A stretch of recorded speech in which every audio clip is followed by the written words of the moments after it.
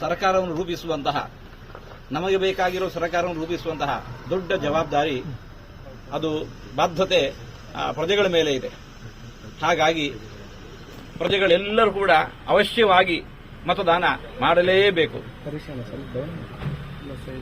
ಹಾಗಾಗಿ ಯಾರು ಕೂಡ ಮತದಾನದಿಂದ ದೂರ ಉಳಿಯಬಾರದು.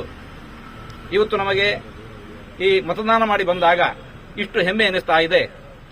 ಮೊನ್ನೆ ಅಯೋಧ್ಯೆಯಲ್ಲಿ ರಾಮಚಂದ್ರ ದೇವರ ಪ್ರಾಣ ಪ್ರತಿಷ್ಠೆ ಮಾಡುವಾಗ ನಾವು ಏನು ಧನ್ಯತಾಭಾವವನ್ನು ಅನುಭವಿಸಿದ್ದೇವೋ, ಇವತ್ತು ಮತದಾನ ಮಾಡುವಾಗಲೂ ಕೂಡ ನಾವು ಅದೇ ಧನ್ಯತಾಭಾವವನ್ನು ಅನುಭವಿಸ್ತಾ ಇದ್ದೇವೆ.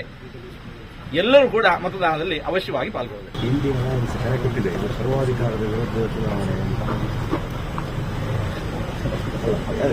ಸರ್ವಾಧಿಕಾರಿ ಎಲ್ಲ ಬಿಂಬಿಸ್ತಾ ಇದ್ದಾರೆ, ಏನ್ ಹೇಳ್ತೀರಿ? ಅಲ್ಲ,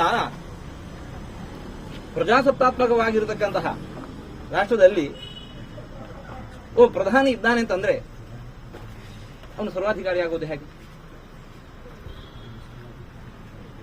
ಪ್ರಜೆಗಳು ತಮಗೆ ಬೇಕಾಗಿರತಕ್ಕಂತಹ ಸರ್ಕಾರವನ್ನು ರೂಪಿಸ್ತಾ ಇದ್ದಾರೆ. ಒಂದು ವೇಳೆ ಇದನ್ನು ಹಾಗೆ ಆಕ್ಷೇಪಿಸುವುದಾದಲ್ಲಿ ಇದು ಸಾರ್ವಕಾಲಿಕವಾಗಿರತಕ್ಕಂತಹ ಆಕ್ಷೇಪ.